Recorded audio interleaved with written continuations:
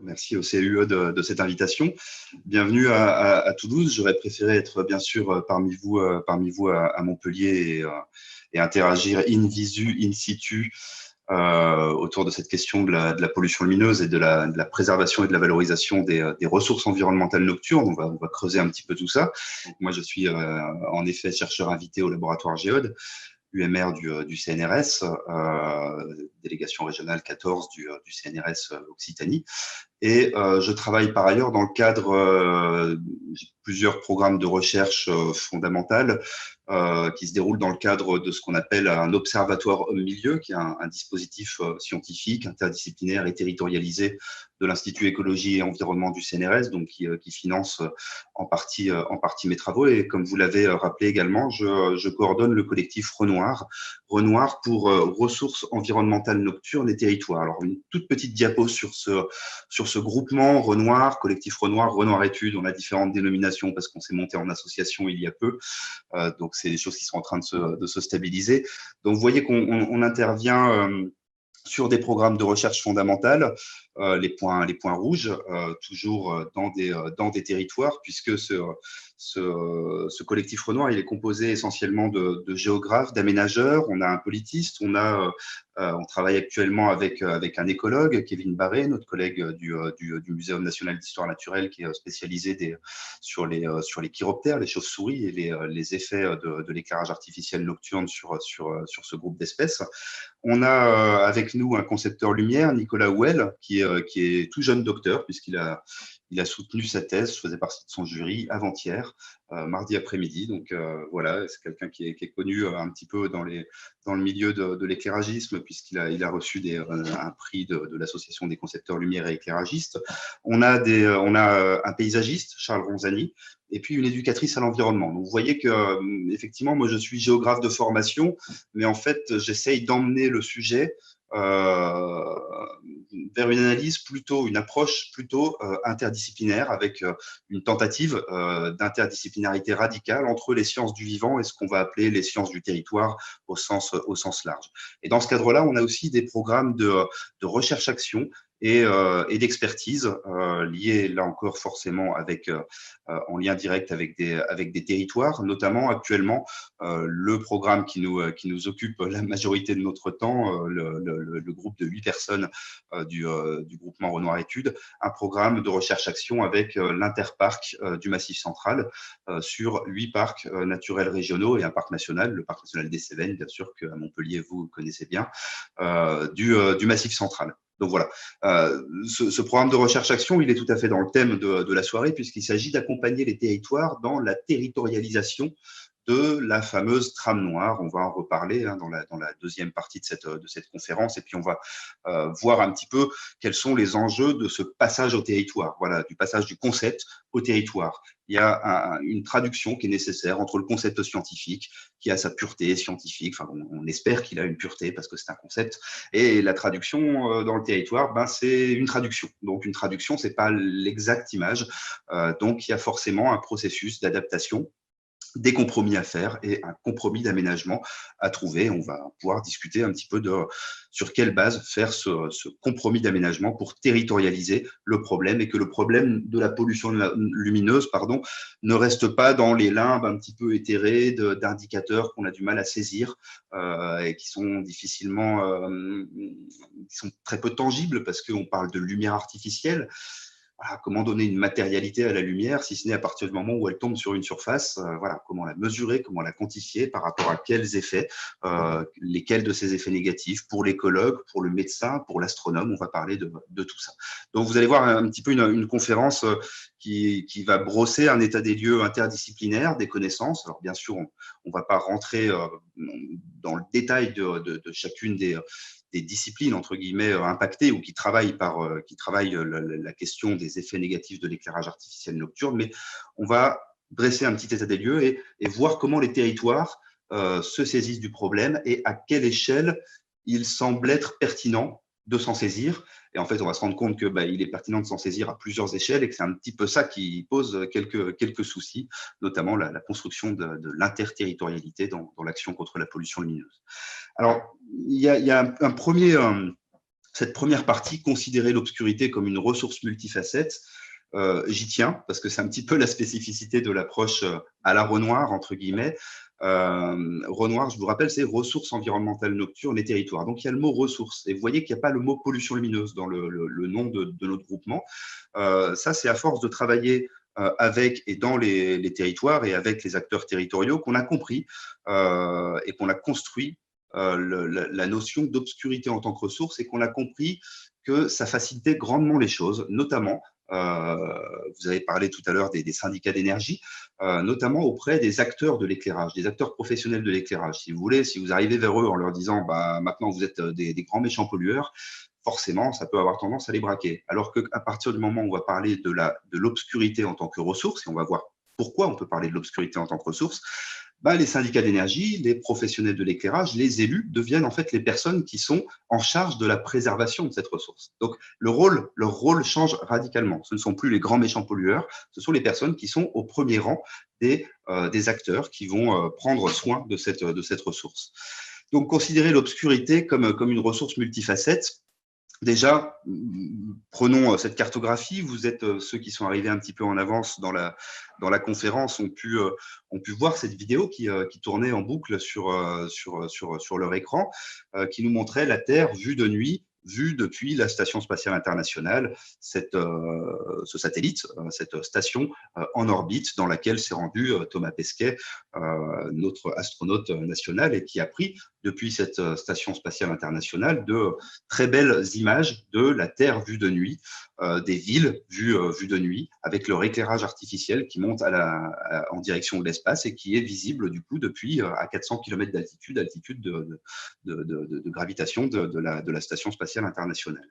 Donc, il y a une dimension esthétique dans ces photographies. Et je me souviens que toutes les villes, tous les services communication des villes demandaient à Thomas Pesquet de prendre une photographie de leur ville la nuit, parce que c'est un document qui montre le rayonnement de la ville au sens propre comme au sens figuré.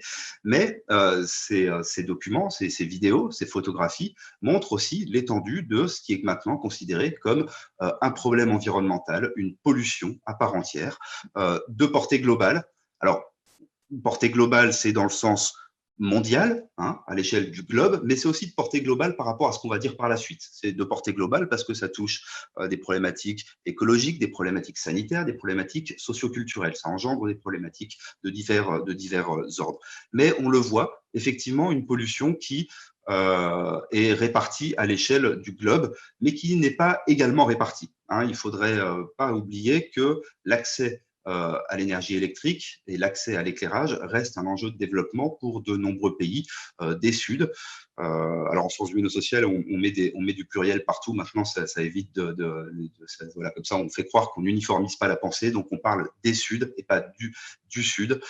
Donc, les différents pays des Suds. Et là, on pense forcément, vous l'avez pile en face de vous, le continent africain, le continent sud-américain, mais qui est sur des problématiques un peu différentes. Voilà. Mais notamment, on pense au continent africain où la présence de lumière artificielle ne reflète pas du tout, comme c'est le cas chez nous, les densités de population, tout simplement parce que vous avez des zones très densément peuplées qui, par contre, avec des populations qui n'ont que très peu accès à l'énergie électrique.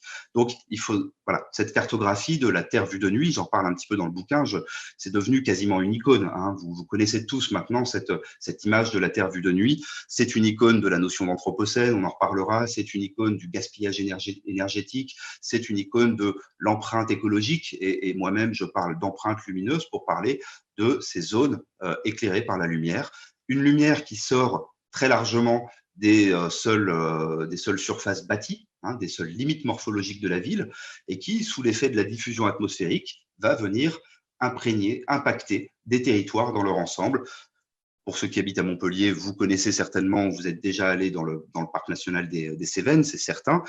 Et même depuis le parc national des Cévennes, la lumière émise par l'agglomération montpelliéraine, mais pas seulement, limoise, etc., parvient jusqu'à le…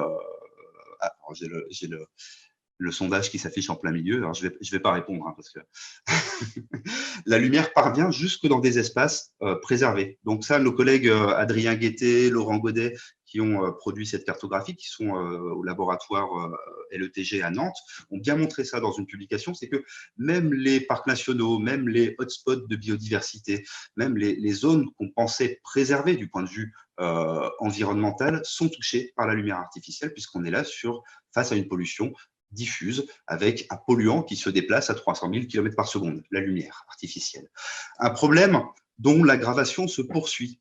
Toujours ce travail, toujours une cartographie issue du travail de mes collègues Adrien Guettet et Laurent Godet et d'autres collègues dans Biological Conservation en 2018, qui fait une analyse à partir des images satellitaires et qui montre qu'on a des zones du globe en bleu où effectivement le problème, on a l'impression qu'il se réduit. La quantité de lumière tend à réduire, mais il ne faut pas oublier qu'on est là, on compare des images en fait à deux dates différentes, 2012 en 92 et 2016,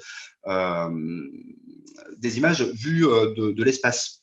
Et donc, on a aujourd'hui technologiquement les moyens d'envoyer moins de lumière en direction du ciel et donc d'avoir une pollution lumineuse qui, vue de l'espace, semble diminuer, mais au sol, on en envoie toujours autant. Donc, il faut prendre garde à ces résultats. Et c'est notamment le cas pour toutes les zones qui passent à la LED, les luminaires LED que l'on voit arriver aujourd'hui en éclairage public depuis 5 ans environ, sont bien défilés, c'est-à-dire qu'ils orientent mieux le flux en direction du sol. Et du coup, vu depuis l'espace, on a l'impression que la pollution lumineuse diminue. Or, d'un point de vue biodiversité ou santé, par exemple, c'est ce qui se passe au niveau du sol qui est important. Donc, voilà, c'est à nuancer.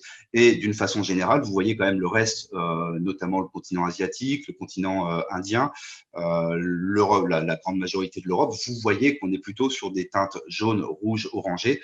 Donc, on reste dans une croissance de cette pollution lumineuse. Alors, on est environ dans une croissance de 2 à 3% par an d'augmentation selon la zone du globe. Donc, voilà, bien avoir ça en tête. Malgré la prise de conscience de ces 10 dernières années très forte sur ce problème de la pollution lumineuse, on reste sur une dynamique de croissance de cette pollution. Voilà des cartographies un petit peu, alors je suis géographe, donc forcément je pars des cartes, des cartographies un petit peu presque alarmistes.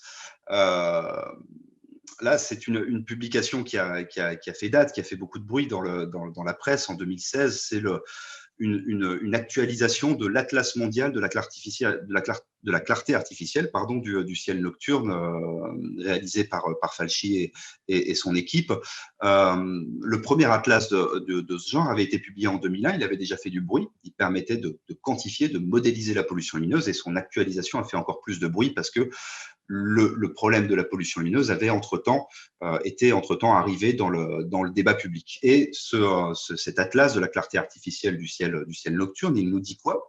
Il nous dit que si vous habitez la région parisienne, par exemple, c'est le cercle jaune, il vous faudra parcourir 900 km pour trouver un ciel dénué de pollution lumineuse au zénith. Le zénith, c'est le point qui se trouve juste au-dessus de votre tête, à l'opposé du nadir qui se trouve juste sous vos pieds.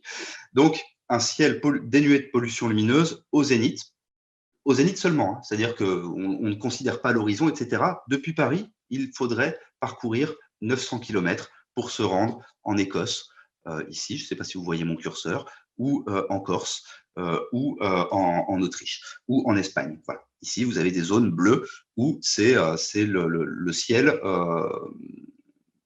vierge de pollution lumineuse au zénith. En fait, qu'est-ce qui se passe? C'est pas que l'empreinte lumineuse de Paris a un rayon d'action de 900 km, c'est que quand vous quittez Paris, vous allez tomber sur Dijon, par exemple, très rapidement. Puis vous allez vers le sud, vous allez tomber sur Lyon, et puis vous allez tomber sur toute la vallée du Rhône, et puis Montpellier, qui est ici. Donc, comme ça, vous êtes en permanence repoussé de plus en plus loin.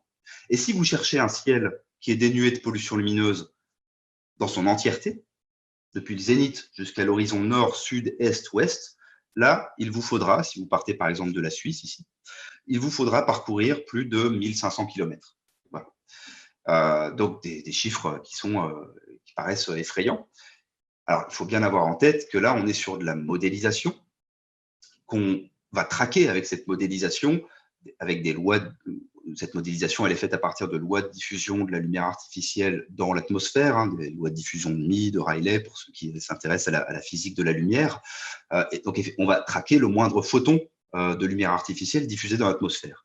Reste que en France, vous avez des ciels, je pense par exemple au Morvan, parce que j'y étais la semaine dernière, je pense au PNR de Mille Vaches, ici, parce que j'y étais la semaine dernière également, je pense au Parc national des Cévennes, qui restent de très bonne qualité, mais qui ne sont pas exempts de pollution lumineuse. Il n'y a pas sur le territoire métropolitain de ciel, il n'y a plus un seul endroit sur le territoire métropolitain de ciel exempt totalement de pollution lumineuse. Donc voilà, ça fait peur. Et quand en plus on regarde, on fait des prospectives, parce que c'est ce que permet la modélisation, c'est de faire de la projection dans le futur. Et si on s'imagine faire passer l'ensemble du parc d'éclairage public tel qu'il est actuellement en Europe sur la technologie LED, ce fameux éclairage par diode électroluminescente, qui a jusqu'à présent, notamment en 2016, quand c'est sorti, les technologies LED n'étaient pas aussi matures qu'aujourd'hui. Et les températures de couleur, on verra ce que c'est tout à l'heure, les températures de couleur, la lumière LED est souvent une lumière très blanche, un peu presque blafarde, bleutée. Et le blanc et la lumière blanche est plus fortement diffusée dans l'atmosphère. Et donc, en fait, on voit que l'empreinte lumineuse, si on passait tout le parc d'éclairage public tel qu'il est dans sa morphologie actuelle, vers la technologie LED ou vers les technologies LED, parce que c'est un ensemble de technologies plutôt, vous voyez, l'empreinte lumineuse s'étendrait en taille et en intensité. C'est-à-dire que vous voyez les taches rouge-rose grossir, grandir en termes d'emprise territoriale, et vous voyez que la part de rouge et de blanc, par exemple, remonte. Ça, c'est l'intensité, finalement. Donc, il faut bien imaginer, vous connaissez peut-être ça, vous l'avez certainement déjà vu, vous connaissez les halos lumineux des villes classiques quand vous arrivez en voiture, que vous rentrez le week-end un peu tard le dimanche soir ou en hiver, pas si tard que ça, et que vous arrivez en direction de la ville, vous êtes à 50, 20 km de Montpellier par exemple, et vous voyez ce halo, cette chape grise orangée, un petit peu indéfinie, floue, qui surplombe la ville de Montpellier. Ça, c'est le halo de pollution lumineuse classique. Vous avez peut-être déjà vu des halos de pollution lumineuse au-dessus des stades. Les stades sont très fortement éclairés en lumière blanche, notamment les stades qui servent à la première division footballistique, parce que c'est normé pour les retranscriptions, les retransmissions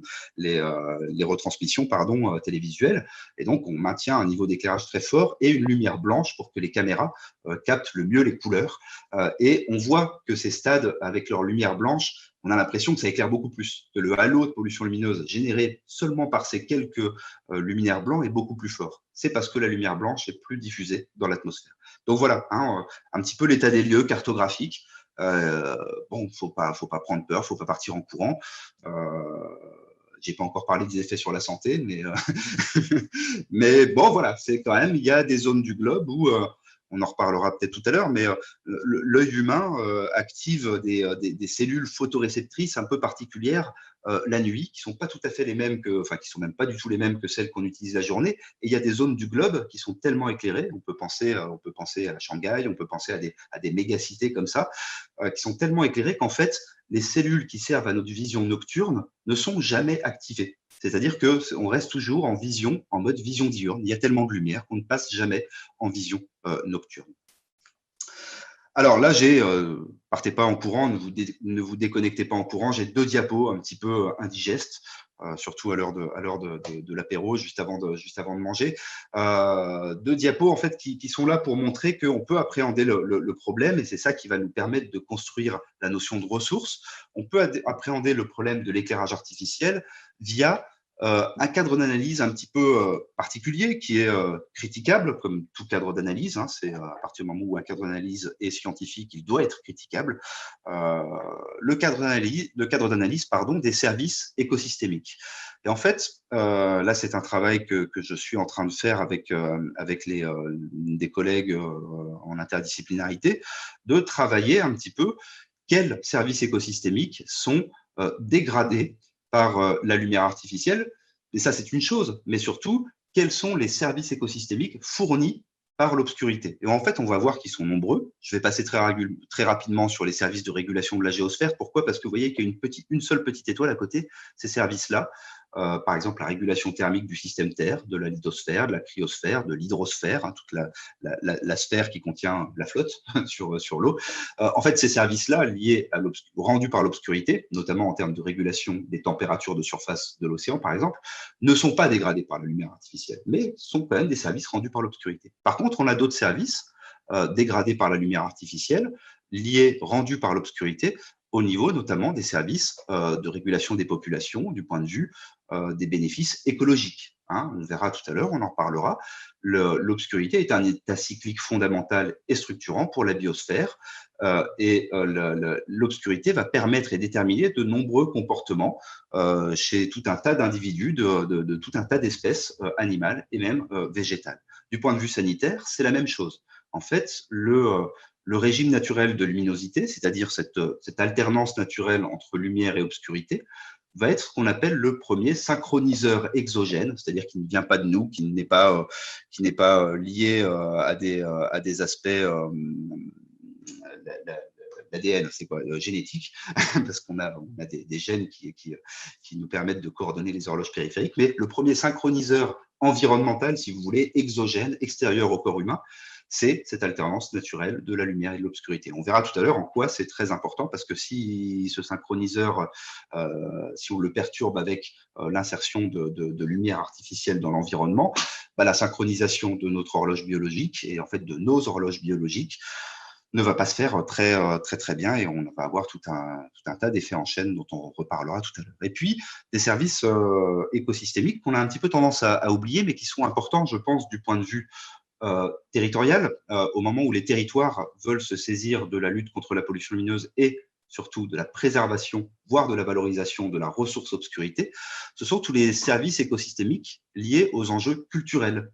Alors, on comprend très bien les enjeux d'éducation et de recherche, par exemple. Hein, on comprend qu'un astronome qui a une activité de recherche a besoin d'un ciel noir pour avoir accès à son objet de travail, à l'objet d'étude, qui est le ciel étoilé, son objet d'étude, qui est le ciel étoilé.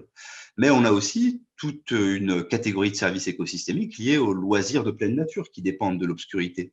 L'observation du ciel étoilé pour les astronomes amateurs, tout un tas de savoirs naturalistes sur l'environnement nocturne, voilà, la faune nocturne, quelles sont les espèces nocturnes présentes à un endroit. Si vous mettez trop de lumière artificielle dans un endroit donné, on va voir tout à l'heure que ces espèces nocturnes vont avoir tendance à déserter leur niche écologique, et vous n'aurez plus accès à ce savoir naturaliste lié à la qualité de l'obscurité en un lieu donné. Des services écosystémiques artistiques, avec l'archétypique ciel étoilé de Van Gogh, bien sûr. Van Gogh n'aurait pas pu peindre un ciel étoilé au-dessus d'un paysage urbain, même inséré dans un paysage urbain, s'il avait connu la pollution lumineuse à son époque. Donc, hein, on se rend bien compte qu'il y a des enjeux culturels, voire socioculturels, à la préservation de cette obscurité. Donc, ce sont tous ces services écosystémiques rendus par l'obscurité qui nous permettent de dire, en fait, l'obscurité fait ressource pour le vivant, humain, du point de vue socioculturel, du point de vue sanitaire, et non humain, du point de vue écologique. Alors, on va faire, avant de faire un petit focus sur chacun de ces types de ressources, justement, de bénéfices liés à la ressource obscurité, il ne faut pas oublier qu'en fait, défendre cette ressource obscurité, et quelque part, ça va revenir à se heurter à cette mythologie du progrès qui est chevillée à la lumière et à la lumière artificielle. Vous avez à gauche le frontispice de l'encyclopédie de Diderot et d'Alembert, Siècle des Lumières, bien nommé, et vous voyez que sur ce frontispice, debout, c'est la vérité rayonnante. Voilà. Donc la lumière vient de la vérité, et puis vous avez la philosophie qui tente de lui enlever son voile, et puis toutes les autres sciences, hein, vous pourrez regarder sur YouTube, vous pourrez aller, où vous tapez frontispice, encyclopédie Diderot d'Alembert, vous pourrez voir que il y a un microscope, voilà, on est dans le siècle des Lumières. Mythologie, la lumière, c'est le savoir. Le Beckauer au milieu, gaz pétrole. Regardez cette image et la divinisation. Voilà, vous êtes là face à l'arrivée de l'éclairage au gaz, et encore plus par la suite de l'éclairage électrique dans la ville. C'est l'arrivée du progrès, d'un progrès quasi divin. Hein, vous voyez cette image. En fait, on a une dame qui tient la main de son enfant, on est quasiment dans une transcription de la Vierge à l'enfant, et puis qui montre une nouvelle divinité, qui est la lumière artificielle, quoi, et qui dit, regarde maintenant d'où vient la lumière, elle vient de là. Et puis enfin, à droite, à l'image de droite, vous avez l'éclairage public ici parisien, dans tout ce qu'il représente et tout ce qu'il drague derrière lui d'urbanité, au sens complet de l'urbanité, à savoir est urbain, ce qui est poli, ce qui est policé, hein, ce qui est aussi surveillé. Il ne faut pas oublier que l'arrivée de la lumière dans la ville, c'est avant tout pour… Il y a un triptyque qui traverse l'histoire de l'éclairage, c'est embellir la ville, on l'éclaire pour embellir, faciliter les déplacements, que ce soit à pied, en voiture à cheval, puis surtout au moment de la ville automobile dans les années 50-60, l'après-Seconde Guerre mondiale. Et puis, j'ai dit quoi? Et sécuriser, embellir, faciliter les déplacements et sécuriser la ville nocturne. Donc voilà, c'est ça l'urbanité. Et il n'y a pas d'urbanité sans lumière artificielle aujourd'hui. Et c'est encore le cas. On est à quelques jours du 8 décembre. Le 8 décembre à Lyon, c'est la fête des Lumières. C'est en plein hiver, on va éclairer cette ville. Paris, c'est la ville lumière. Lyon, c'est la ville de la fête des Lumières. Ça charge, l'éclairage artificiel nocturne est chargé de cette symbolique. Donc, vous imaginez le projet politique, entre guillemets, de sauver la nuit, de préserver l'obscurité, vient s'opposer à cette mythologie progressiste très forte dans nos cultures occidentales. Donc, ce n'est pas un travail facile. Les premiers acteurs qui ont tiré la sonnette d'alarme l'ont fait dans l'après-Seconde Guerre mondiale, justement, cette période de la ville automobile où on a massifié, normalisé et massifié les façons d'éclairer l'espace urbain et où la quantité d'éclairage a explosé dans les villes. Et les premiers acteurs qui ont tiré la sonnette d'alarme sont des acteurs qui avaient l'habitude d'être un peu en dehors de la ville, les astronomes professionnels et amateurs qui avaient leur télescope à quelques dizaines, voire quelques centaines de kilomètres des villes et qui ont vu en fait le halo de pollution lumineuse grandir en taille et en intensité et qui ont commencé à militer pour sauver la nuit, pour qu'on leur rende leur ciel étoilé. Je prends des extraits, le terme « Sauvons la nuit », c'est le titre d'une charte parue en France en 1992. La problématique a mis un peu plus de temps qu'aux États-Unis à se publiciser. Et puis, la notion de « rendez-nous les étoiles », c'est pareil, ça vient d'un tract qui était produit dans les années 80 par le milieu de l'astronomie amateur en France. Donc, faisons un petit focus justement en partant de l'astronomie sur ces enjeux socioculturels de la préservation de l'obscurité. Parce que, bon, c'est lié à l'astronomie, le ciel étoilé pour se repérer, par exemple, historiquement. Je vais pas faire un catalogue de tous les liens et tous les apports de l'observation du ciel étoilé dans nos cultures, parce que là c'est une conférence à part entière et c'est des tomes et des tomes d'écriture. Mais l'héritage de l'observation du ciel étoilé est partout. Et même là où on ne le soupçonne pas, dans vos GPS, par exemple, avec la cartographie à la base, avec l'astrolabe, avec le sextant, avec la cartographie du ciel nocturne. Et puis finalement, avec la peinture aussi, parce qu'on a peint ces activités, on a peint ces astronomes, ces géographes, etc. Voilà. Plus près de nous, d'un point de vue plus directement lié à l'observation scientifique du ciel étoilé, le ciel étoilé reste une porte d'entrée pour la compréhension de l'univers. Donc, c'est aussi une porte d'entrée pour un questionnement. Alors, ça a valu à certains de se faire brûler sur des bûchers. Hein. En haut à gauche, vous avez… voilà, mais aujourd'hui, l'astronomie est une science bien installée dans le paysage. C'est une science très technique. C'est une science qui est fortement financée par les organes de recherche.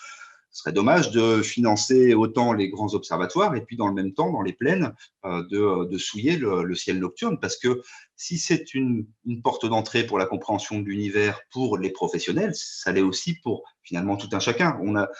C'est un spectacle gratuit offert, entre guillemets, par la nature. J'aime pas trop ces termes. La nature ne marchandise rien. Donc c'est nous qui mettons ces termes dessus. Mais en tout cas, c'est un spectacle auquel on s'est tous adonné, enfin un plaisir auquel on s'est tous adonné de regarder et de rêvasser devant une voûte étoilée sans avoir à y connaître rien en astrophysique, en physique, en théorie des cordes et en physique quantique ou je ne sais quoi. Donc c'est aussi un rapport expérientiel à la nature, tout simplement. Et au-delà du ciel étoilé, alors bien sûr, vous avez le ciel étoilé, vous avez le bivouac, l'archétypique bivouac sous les étoiles, que je vous invite à aller faire dans le parc national des Cévennes. Évitez la zone cœur, parce que je sais que le parc national, malgré sa mise en tourisme du ciel étoilé, de la qualité de son ciel étoilé, etc., veut prendre soin quand même de ne pas créer des nouvelles formes de dérangement avec un tourisme qui viendrait faire des bivouacs en pleine zone cœur du parc et déranger les espèces nocturnes, mais aller en zone, en aire d'adhésion, en zone périphérique du parc ou dans d'autres parcs naturels régionaux du Massif central, par exemple, ou dans les parcs des Alpes du Sud. Si vous êtes à Montpellier, vous avez la chance de ne pas être trop loin des Alpes du Sud. Allez vivre cette expérience du bivouac. Si possible, à la belle étoile, sans tente. Alors, évitez les nuits de pleine lune, parce que moi, à chaque fois, je tombe sur les nuits de pleine lune quand je vais faire des bivouacs pour aller pêcher, etc. Et vous n'arrivez pas à dormir.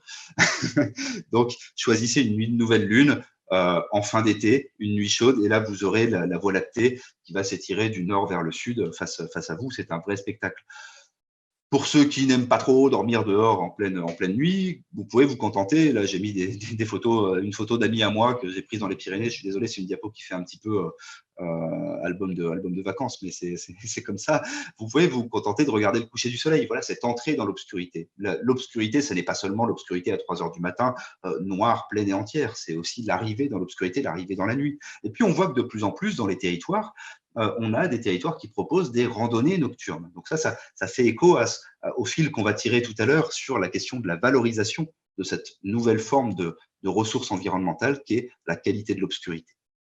Voilà, donc vous voyez, c'est des enjeux pas seulement liés à la science, c'est aussi lié à l'observation du ciel étoilé, à l'observation d'un état de l'environnement différent de celui du jour, où on a une faune particulière, donc où on a des bruits particuliers, des bruits spécifiques, on a des espèces qui chantent, notamment chez les oiseaux, chez les hiboux, etc., qui ne chantent pas de jour. Donc c'est un rapport expérientiel bien particulier à l'environnement. Alors je ne pouvais pas ne pas mettre de photographie depuis le lac des Pises.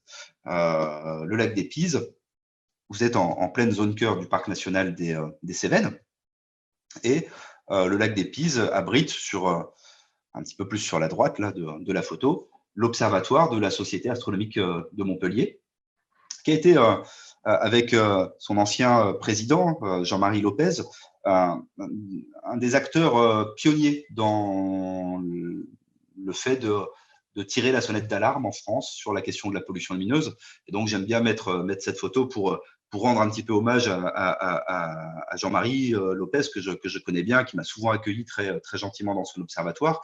Effectivement, depuis ce lac des Pises, je vous invite à y monter à pied. La randonnée n'est pas très longue.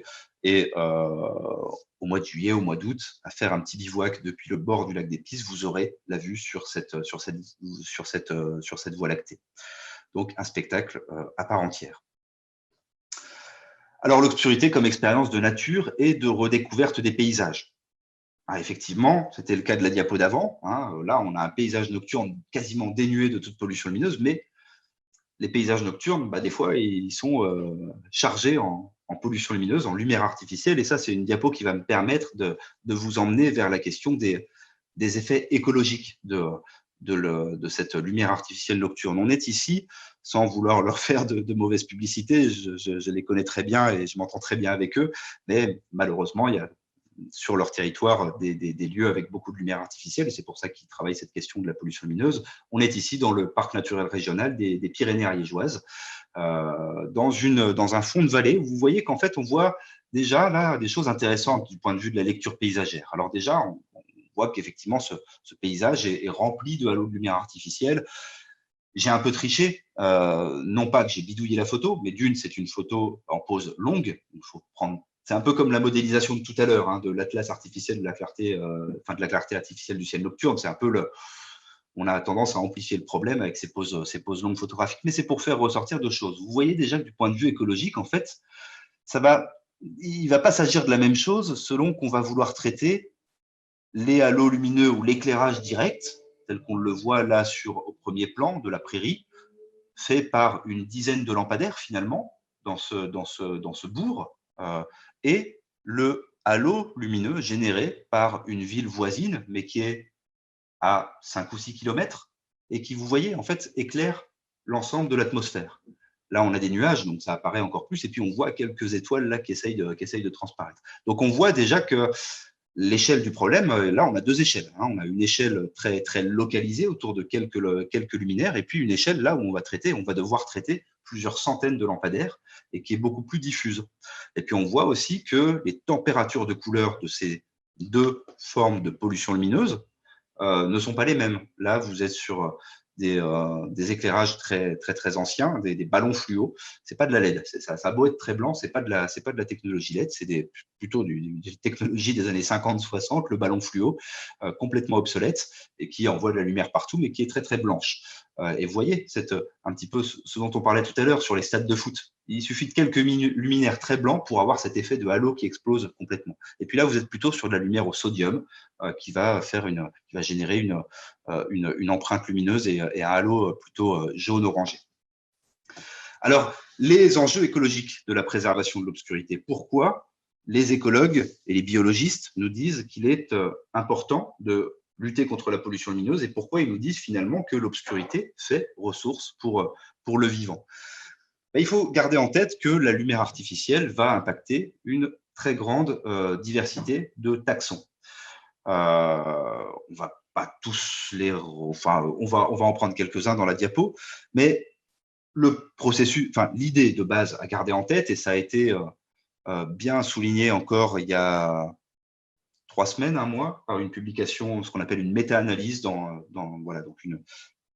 article dans la revue Nature qui fait une méta-analyse, c'est-à-dire qui prend quasiment l'ensemble des articles scientifiques qui paraissent sur la pollution lumineuse, sur un problème donné, ici la pollution lumineuse à un moment donné, et qui fait une photographie de l'état des savoirs et qui montre en fait que toute forme de lumière artificielle, et d'ailleurs la lumière artificielle porte bien son nom, on l'appelle artificielle, donc elle n'est pas présente naturellement dans le milieu, toute forme de lumière artificielle perturbe les milieux du point de vue écologique, perturbe les espèces. Les seules espèces qui peut-être ne sont pas directement touchées par l'éclairage artificiel sont les espèces présentes dans les grands fonds océaniques. Voilà, parce que la lumière ne se diffuse pas au-delà de 200-300 mètres de profondeur. Et donc là, on est sur des espèces qui ne sont pas liées à cette rythmicité naturelle, cette alternance naturelle entre le jour et la nuit, entre la lumière et l'obscurité. Par contre, toutes les espèces que vous voyez là, tous les taxons que vous voyez là sur cette diapositive, elles sont soumises depuis une centaine d'années à l'arrivée massive de lumière artificielle dans leur environnement, dans leur habitat. Si on prend les oiseaux, le groupe des oiseaux, alors là, il y a plein de choses différentes, il y aurait plein de choses différentes à dire, mais par exemple, pour les oiseaux migrateurs, la lumière artificielle va générer des modifications dans l'orientation de ces oiseaux. On sait que de nombreux oiseaux migrateurs s'orientent grâce aux étoiles, grâce aux champs magnétiques pour leur grande migration sur plusieurs milliers de kilomètres. Certains sont particulièrement sensibles à la lumière parce que, justement, pour s'orienter aux étoiles ou à la Lune, à la luminosité de la Lune, il faut être sensible à la lumière. Et dès lors que ces oiseaux vont passer, je pense par exemple aux grands migrateurs qui passent dans le couloir rhodanien, couloir classique, couloir ultra important pour un grand couloir de passage qui permet la jonction entre l'Afrique et l'Europe du Nord au moment des grandes migrations d'oiseaux. Ce couloir rhodanien, il est suréclairé par toute la métropole lyonnaise, etc., toute la continuité urbanistique que vous connaissez, que vous pourrez voir sur les images de la Terre vue de nuit, et qui vient perturber les grands mouvements de migration. Donc une perturbation dans l'orientation spatiale de ces espèces et qui vont parfois se retrouver capturées, entre guillemets, dans le halo de pollution lumineuse des grandes agglomérations. Donc on comprend bien là que pour des oiseaux migrateurs, l'échelle de travail devrait être plutôt une échelle régionale, voire suprarégionale, voire nationale, voire supranationale, européenne quasiment. Hein. Ça, je commence à poser des pierres pour la suite du raisonnement. Hein. Vous allez voir, là, je pose des pierres sur la problématique des oiseaux, elle se pose à une échelle très large. Problématique des batraciens. Alors, les oiseaux, on peut aussi, pour revenir, juste pour revenir, parce que j'y pense, on peut aussi trouver des problématiques à des échelles beaucoup plus fines à l'intérieur de la ville où la lumière artificielle, en fait, va créer cette espèce de jour permanent qui va faire que certains oiseaux, les fameux songbirds, les oiseaux qui chantent, là, tout un groupe d'oiseaux, normalement chantent un petit peu avant le lever du jour, notamment au printemps. On l'a bien vécu pendant le confinement. On a tous été surpris de retrouver ces chants d'oiseaux en plein cœur de nos villes. C'était tout à fait normal. Et ils ont tendance à chanter au lever du jour, mais vous comprenez bien qu'en fait, s'ils sont pris dans la lumière en permanence, distinguer la nuit noire du lever du jour, c'est compliqué. Donc en fait, ils vont s'épuiser à devoir chanter. Enfin, ils vont chanter un peu plus tôt. Certains vont chanter tout au long de la nuit. Et donc, c'est une perte énergétique pour eux. Hein, c'est une véritable perte énergétique, perte d'énergie. Ils chantent à des moments, alors ça dégrade leur qualité de chant. Et en fait, la qualité du chant, notamment chez le mâle, sert à la femelle à choisir le mâle avec lequel elle va s'accoupler. C'est-à-dire qu'un oiseau, dans certaines espèces, si le mâle chante mal, c'est pas mal ça. Si le mâle chante mal, la femelle ne va pas vouloir s'accoupler avec lui. Et on comprend que s'il se fatigue à chanter 24 heures sur 24, finalement, bah, vous, quand vous parlez 24 heures sur 24 et quand vous chantez 24 heures sur 24, au bout d'un moment, la voix s'est gosillée. Donc, c'est un petit peu la même. Et là, on voit que l'échelle n'est plus du tout la même. Hein. On est à l'échelle de la ville déjà. On est à l'intérieur de la ville. C'est plus le même problème que le problème des migrations. Les batraciens, c'est pareil, des problèmes de communication. Les batraciens vont avoir tendance à chanter, à vocaliser. De nombreux batraciens ont besoin d'un niveau suffisant d'obscurité, d'une intensité suffisante de l'obscurité pour se mettre à vocaliser, pour communiquer, notamment entre mâles et femelles. C'est toujours la même histoire. Hein. Eux chantent pas sous des balcons, mais c'est à peu près toujours la même histoire. Les lépidoptères, les papillons de nuit, là j'ai mis le grand pan de nuit que bien sûr vous connaissez si vous êtes naturaliste amateur. Ce papillon a quasiment disparu de nos territoires. Il faut être conscient que ça n'est pas seulement le problème de la lumière artificielle qui fait disparaître les insectes. Attention, hein, ne faites pas dire ce que je n'ai pas dit. Il y a aussi la pollution des sols, il y a aussi les surfaces urbanisées, etc. Mais la lumière artificielle, et c'est ce que montre la méta-analyse parue dans Nature il y a 3 semaines, un mois, est un problème majeur du point de vue de la biodiversité. Les lépidoptères, comme les éphéméroptères, que j'ai mis un petit peu à côté, si vous êtes amateur de pêche à la mouche comme moi, vous la connaissez, celle-là, c'est la fameuse mouche de mai, la mayfly, que vous escrimez à essayer d'imiter au mieux quand vous montez avant l'ouverture de la pêche vos imitations pour aller pêcher la truite. En fait, ces insectes sont très fortement photophiles. C'est-à-dire qu'ils sont attirés par la lumière, un petit peu comme le ver luisant que j'ai mis en haut à gauche de la diapositive. Le mâle du ver luisant est très fortement photophile parce qu'il recherche la femelle qui émet un signal bioluminescent. Donc, vous comprenez que aussi bien les vers luisants que les éphémères, que les papillons de nuit, que tout un tas d'insectes, dès lors que vous allez éclairer leur milieu avec de la lumière artificielle, qu'est-ce qui va se passer? Ils vont venir faire ce que vous avez tous déjà vu quand vous avez laissé la lumière allumée chez vous au mois de juin, juillet, en ayant laissé les fenêtres ouvertes et que quand vous rentrez, vous trouvez des papillons de nuit dans votre chambre à coucher, etc. Parce qu'en fait, ils sont attirés par la lumière. Ils vont venir tournoyer autour des sources de lumière artificielle, se choquer, mourir par choc, par brûlure avec soit la source directement, soit mourir d'épuisement à force de tournoyer autour de la source lumineuse. Et puis le matin, vous les retrouvez, non pas dans l'église qui roupille, comme aurait dit Brel, mais morts au pied du luminaire. Ça, c'est, vous l'avez peut-être déjà vu si vous habitez dans des villes ou des villages, des bourgs, dans lesquels il y a un ruisseau qui passe, ou un fleuve ou une rivière qui permet ces émergences d'insectes, d'éphémères par exemple, et où il y a des lampadaires le long de ces zones en eau. Lors des grandes émergences du mois de mai, juin, qu'affectionnent tant les pêcheurs à la mouche, vous voyez ces insectes qui viennent très vite tournoyer autour des sources lumineuses. Alors, les insectes viennent tournoyer autour des sources lumineuses, et puis certains sont, comme les chauves-souris, se disent, tiens, puisqu'il y a des insectes autour des sources lumineuses, allons manger ces insectes autour des sources lumineuses. Donc, on aurait l'impression que pour les chauves-souris, les chiroptères, que j'ai mis là en bas à gauche, l'effet serait plutôt positif.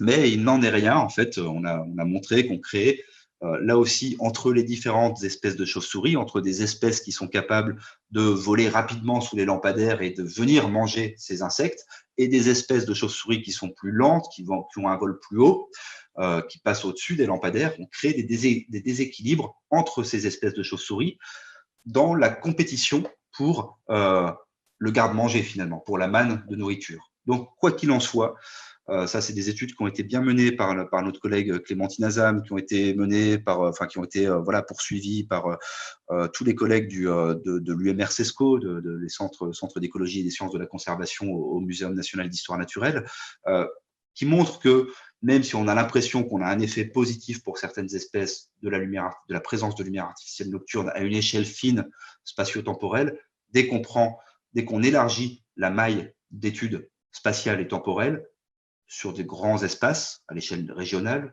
ou nationale et sur le temps long, on montre un effet négatif. Les coléoptères, eux, c'est l'inverse, ils sont photophobes. C'est-à-dire qu'ils fuient plutôt la lumière. Alors, c'est des insectes qu'on n'aime pas trop, hein, c'est les cloportes, par exemple, c'est les blattes. Mais c'est des insectes qui vont c'est pas des insectes, pardon, qui vont vivre dans l'anfractuosité, dans les anfractuosités du sol, sous le couvert végétal, etc.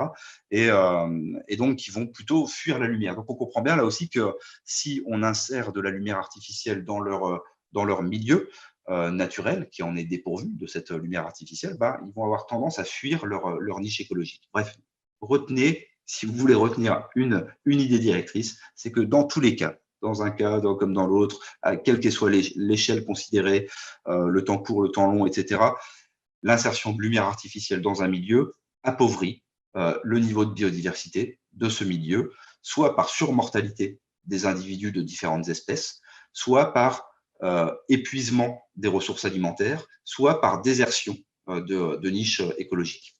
J'avais perdu la souris. Voilà. Je passe sur les interactions. Vous avez là une image que j'ai réalisée dans le parc naturel régional de l'Aubrac, qui est assez parlante. Alors, c'est une image où je superpose une centaine de photographies de 30 secondes chacune. Donc, vous voyez que le ciel étoilé se met à tourner, parce qu'en fait, c'est la Terre qui tourne sur elle-même. Vous pouvez repérer l'étoile polaire ici. Une petite météorite là qui est passée là. Mais surtout, on voit que qu'est-ce qui se passe? En fait, vous avez une source lumineuse très très forte, d'intensité très forte ici, qui vient éclairer, pas très joliment, une façade d'église. Je vous rassure, l'éclairage de cette église se coupe à minuit comme la loi le demande désormais. Mais on voit qu'autour de cette source lumineuse sont attirés des insectes. C'est toutes les petites traînées que vous voyez là, très proches de la source. Les insectes sont attirés, mais vous en avez d'autres qui sont attirés ici, à ce niveau-là, mais qui n'ont pas imprimé le capteur de l'appareil photo. Par contre, ce qui imprime très bien le capteur de l'appareil photo, c'est qui? C'est quoi? C'est ces chauves-souris, cette colonie de chauves-souris qui gîte dans l'église, dans les anfractuosités de la pierre, etc., et qui, à la nuit tombée, vient utiliser la manne de nourriture attirée, les insectes attirés par l'éclairage artificiel nocturne, et qui se mettent à tournoyer dans le faisceau pour chasser ces insectes.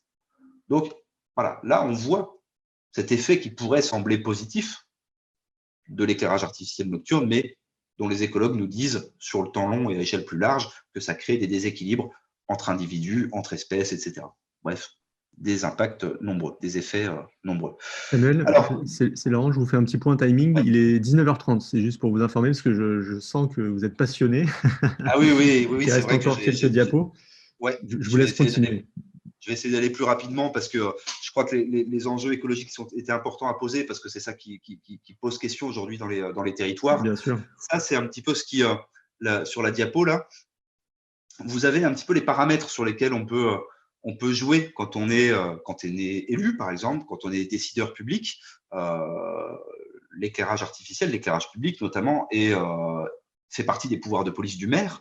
Donc, c'est au maire de décider la façon dont il veut éclairer, à quelle heure, etc. Donc, on peut jouer sur la durée d'éclairement dans la nuit, on peut couper au milieu de la nuit, on peut jouer sur le spectre lumineux. Les écologues, comme les médecins, on le verra juste après, nous disent qu'en fait, plus on a un éclairage qui va dans les teintes chaudes, dans des températures de couleur faibles, vers les 2700, même 2400 et même encore mieux 1700 degrés Kelvin, mieux c'est du point de vue biodiversité et santé également. On peut jouer sur l'intensité, on sait faire ça aujourd'hui, on sait faire de la modulation de l'intensité lumineuse en cours de nuit, hein. On peut régler ce qu'on appelle dimmer, réduire l'intensité lumineuse au cours de la nuit. On peut jouer sur la densité de lampadaire. Des fois, vous avez un lampadaire tous les 10 mètres dans certaines artères, certaines voies.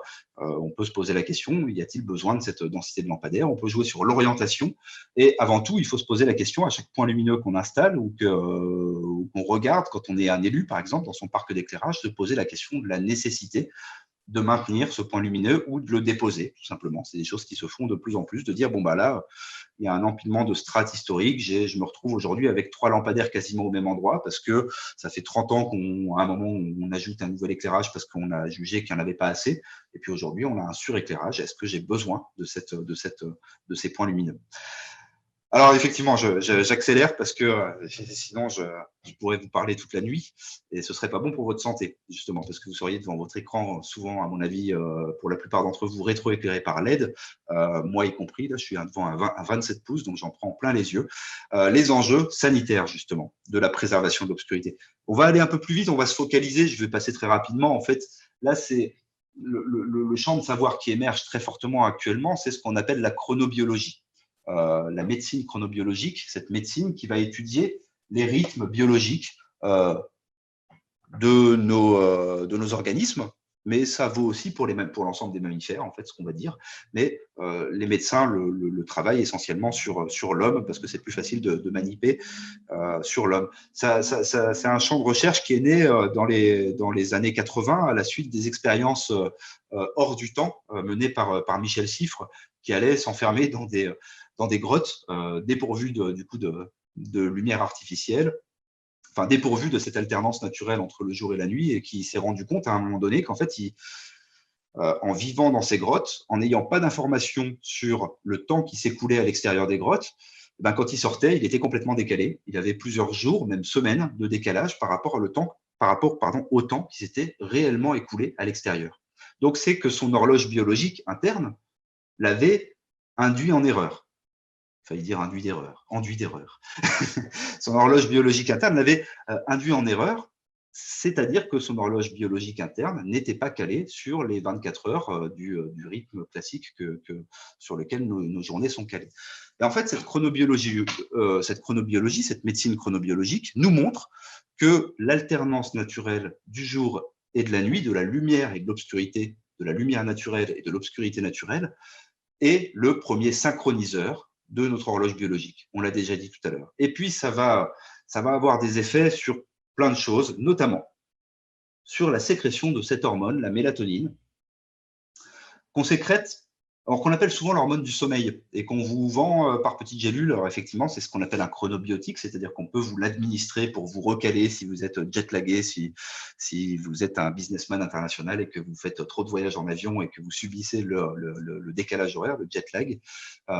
La mélatonine est un chronobiotique, c'est-à-dire que votre médecin peut vous en prescrire avec une prise à la bonne heure pour vous recaler. Parce qu'en fait, c'est ce qu'on appelle plutôt l'hormone de la nuit. C'est une hormone qu'on va commencer à sécréter, vous voyez, secretion start, à 21h, en début de nuit. C'est-à-dire quand le niveau d'obscurité naturelle va avoir tendance à augmenter, quand le niveau de luminosité naturelle diminue et que l'obscurité arrive, notre œil envoie au cerveau le signal « sécrète la mélatonine ». Et la sécrétion de la mélatonine, son pic se fait au milieu de la nuit. Hein, vous voyez, ça commence vers 21h, PM, après le midi, 21h, et le pic est au milieu de la nuit. Alors, ce n'est pas le fait de sécréter cette hormone qui directement fait que vous allez vous endormir. Par contre, cette hormone, on dit qu'elle ouvre les portes du sommeil, c'est-à-dire qu'elle crée les conditions d'un bon endormissement.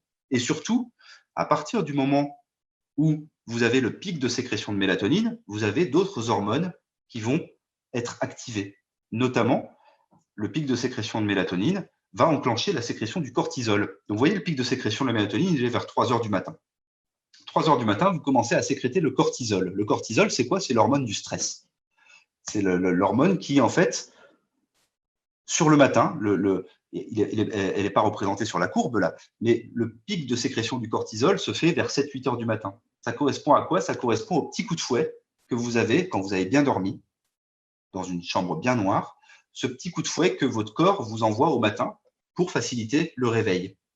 Voilà. Et on montre aujourd'hui, et c'est très bien montré, notamment par rapport à un type de pollution lumineuse un peu particulier, qui est la pollution lumineuse par nos écrans rétroéclairés qui sont omniprésents et qu'on emmène jusque dans nos chambres à coucher, que ces lumières, si vous les regardez dans les 3 heures qui précèdent l'endormissement, en fait, vous inhibez complètement la sécrétion de la mélatonine.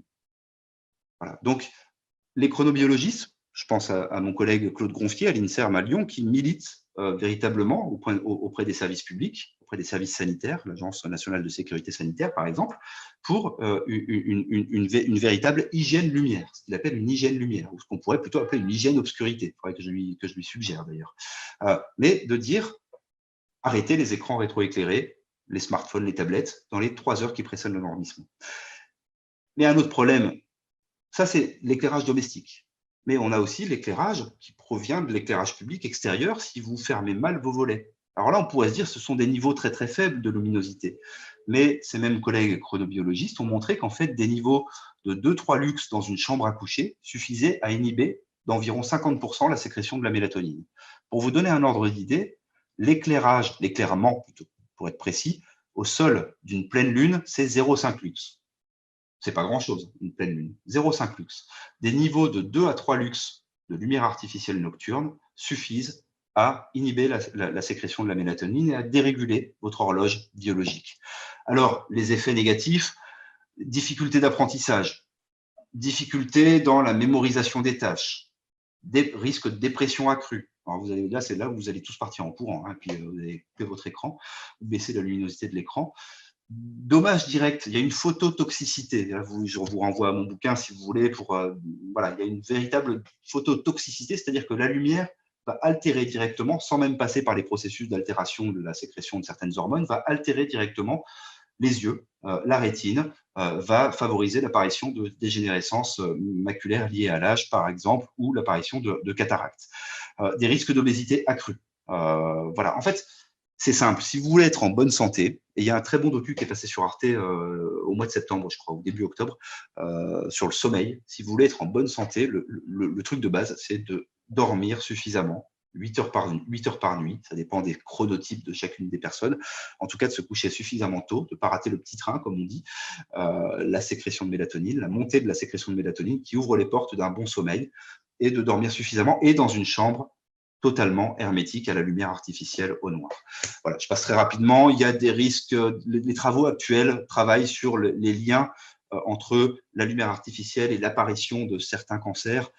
Ce n'est pas encore montré, je le dis bien, ce sont des travaux actuellement, il y a des pistes, il y a des intuitions chez les chercheurs, mais ce n'est pas encore bien stabilisé ce savoir, il ne faut pas non plus se monter la tête. Il y a bien d'autres facteurs environnementaux d'apparition, il y en a bien suffisamment, mais la lumière artificielle pourrait en être un. Je vais passer très rapidement sur le fait qu'aujourd'hui, qu'est-ce qui se passe? En fait, aujourd'hui, il y a un début, parce que vous avez vu, pour l'instant, je vous montre des problèmes.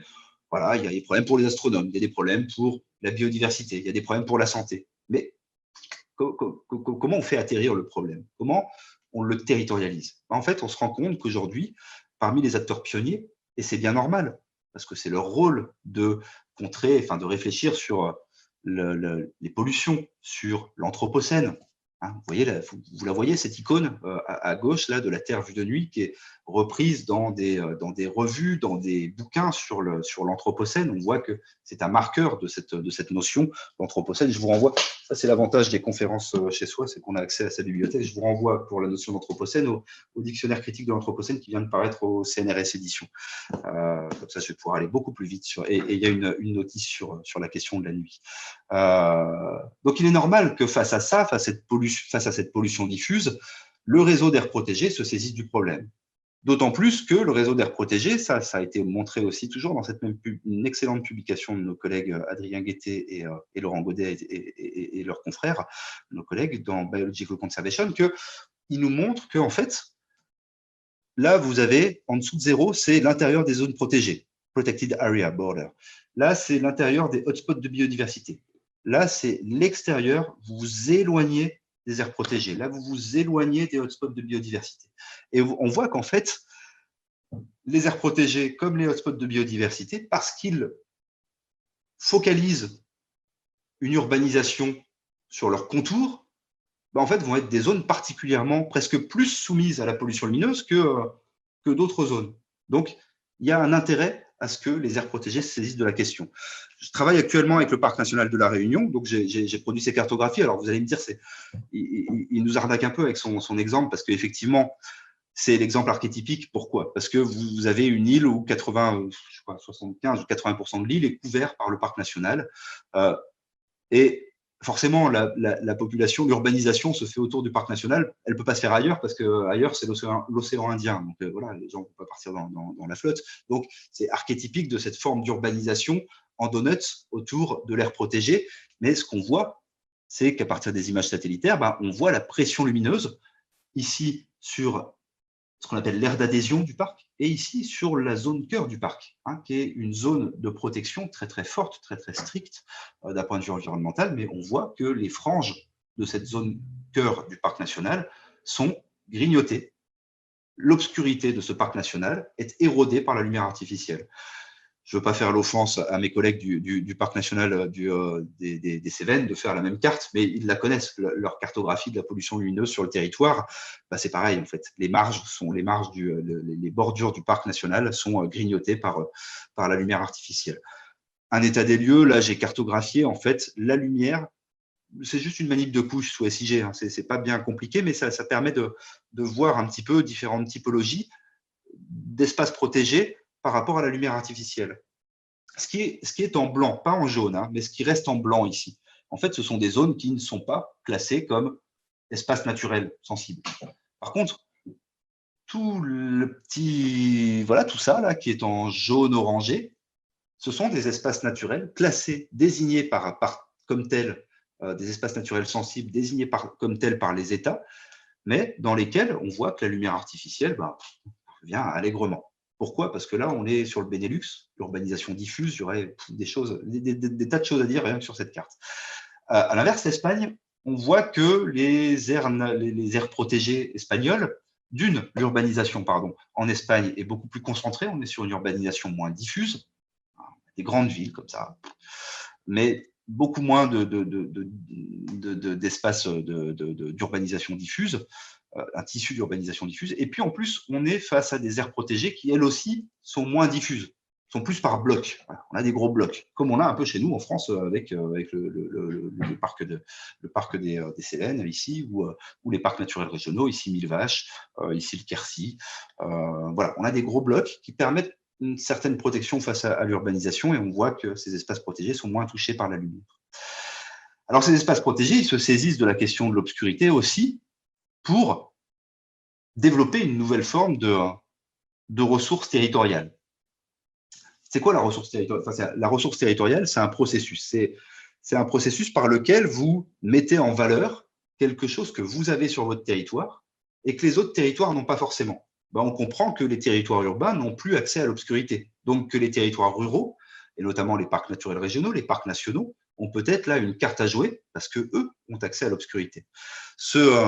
Ce mouvement de mise en protection du ciel étoilé, il naît, comme souvent en matière de protection environnementale aux États-Unis, dans les grands parcs, où vous voyez qu'on a des campagnes complètes qui sont lancées. Half the park is after dark. La moitié du parc est nocturne, en fait. Venez voir la Voie lactée dans le parc national du Yosemite. Les Nord-Américains sont très bons pour mettre en scène véritablement cette nature extraordinaire, cette wilderness, cette naturalité forte, et ils mettent en scène aujourd'hui, maintenant, le ciel étoilé, la Voie lactée. Vous avez ici John Muir, qui pourrez vous y référer pour les lecteurs qui aiment les textes pionniers du naturalisme, allez lire forcément les écrits de John Muir. Ce modèle de protection, de mise en protection forte du ciel étoilé, il arrive en France et il est développé, il est porté, enfin, il se lie dans des labels, dans des nouveaux labels. Par exemple, le label de réserve internationale de ciel étoilé. Vous en avez un vous avez une zone labellisée réserve internationale de ciel étoilé dans les Pyrénées, autour du pic du Midi, et puis depuis 2018, vous avez au nord de Montpellier le parc national des Cévennes, qui est labellisé, lui aussi, réserve internationale de ciel étoilé. Alors, voilà, c'est un label qui est proposé, donné, attribué par une association internationale d'ampleur très sérieuse et qui permet effectivement de venir consacrer, de venir attester de la qualité du ciel étoilé. Vous voyez ici la qualité depuis le pic du Midi, alors que là, vous êtes à Tarbes. Effectivement, le pic du Midi et les territoires les vallées autour du pic du Midi, où la zone cœur du parc national des Cévennes offre une qualité de ciel, un accès à un ciel étoilé de très grande qualité. Ça permet aussi une mise en tourisme. La mise en ressources, ça sert aussi à ça. Ça sert à faire de la nuit un support de développement touristique, un nouveau support de développement touristique. Et là, plus particulièrement, du ciel étoilé. Dans la nuit, c'est bien l'objet ciel étoilé qui est fortement valorisé au sommet du pic du Midi. Venez passer une nuit magique au sommet du pic du Midi. Il vous en coûtera quand même une petite somme. Voilà, donc c'est tout. Ça peut se discuter, hein. C'est-à-dire qu'on voit que c'est une forme de valorisation qui est aussi à visée marchande, à visée utilitariste, donc qui peut être questionnée. Face à ce modèle utilitariste, émerge, et je m'arrêterai très rapidement après, je vais terminer là-dessus, sur cette question de la trame noire, émerge ce nouveau modèle, la trame noire, qui, vous l'avez compris tout à l'heure sur les réserves de ciel étoilé, vous voyez, c'est un peu construit sur le modèle des parcs nationaux. Vous avez une zone cœur, très fortement protégée, et puis une zone périphérique, une zone tampon, un peu moins protégée. Mais à l'extérieur, finalement, vous faites ce que vous voulez. L'essentiel, c'est qu'on protège la cloche à l'intérieur de la réserve de ciel étoilé. Continuez à faire ce que vous voulez à Toulouse en termes d'éclairage. Il n'y a pas de souci. Ça ne me dérangera pas. Et même si on pousse le vice un peu loin, dans cette logique de mise en tourisme, pour que je garde une valeur, pour que je garde l'exceptionnalité de mon ciel dans ma réserve de ciel étoilé, qu'est-ce que j'ai intérêt à faire? Laisser faire les pratiques d'éclairage plutôt polluantes à l'extérieur. C'est ça qui va permettre d'avoir la création de la rareté, quoi. La création de la rareté et la mise en scène de la rareté. Je suis un peu méchant quand je dis ça, ne vous inquiétez pas, ce n'est pas du tout ce qui est dans la tête des acteurs de la réserve de ciel étoilé, du pic du Midi, encore moins des Cévennes. Mais face à cette conception un petit peu centre-périphérie de la protection, il fallait un nouvel outil pour extraire la protection de l'obscurité et la lutte contre la pollution lumineuse de ces seuls espaces fortement préservés. Et c'est à ça que sert la notion de l'outil trame noire et le concept de réseau écologique sombre.